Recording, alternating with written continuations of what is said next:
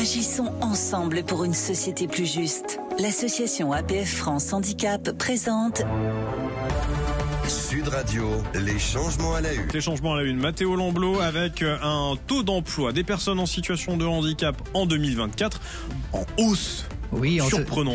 Oui, Anthony, on n'avait jamais vu ça et c'est encourageant.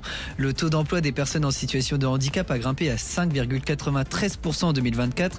C'est mieux qu'en 2023 où on était à 5,66%, mais on reste encore un peu en dessous du seuil légal des 6% fixé par la loi de 2005. Comme chaque année, c'est la fonction publique territoriale qui montre l'exemple. Elle est la seule à dépasser les 6%. Le fonds pour l'insertion des personnes handicapées dans la fonction publique vise d'ailleurs cet objectif, atteindre ces 6% dans tous les versants de la fonction publique d'ici 2030. Mathéo, il s'est passé quoi dans cette commission mixte paritaire où visiblement on ne veut pas entendre parler, plus entendre parler pour l'instant en tout cas, des pôles d'appui à la scolarité, pardon. Oui, Scolarité. Oui, Anthony, nous avons assisté à un petit coup d'arrêt pour l'école inclusive. Le 5 mai dernier, les députés avaient voté une proposition de loi pour mieux inclure les élèves en situation de handicap, avec une mesure phare, la généralisation des pôles d'appui à la scolarité, les PASS. Mais le 1er juillet, la commission mixte paritaire qui réunit députés et sénateurs n'a pas trouvé d'accord. Le texte est donc rejeté. Pourtant, ces PASS suscitent de l'espoir, composés d'un personnel de l'éducation nationale et d'un éducateur. Ils sont chargés d'évaluer les besoins des élèves et de proposer des solutions concrètes.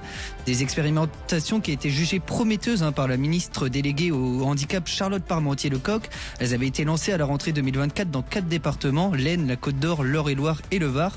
L'objectif initial était clair, étendre ce dispositif à tout le pays d'ici 2027. Mais avec ce rejet parlementaire, l'avenir de cette réforme reste incertain. Charlotte Parmentier-Lecocq qui était justement mon invité il y a 2 semaines et qui avait l'air assez confiante sur cette généralisation des pôles d'appui à la scolarité. Donc on va en parler avec mon invité Sébastien Pétavy juste après cette petite courte pause sur Sud Radio. Vous ne bougez pas.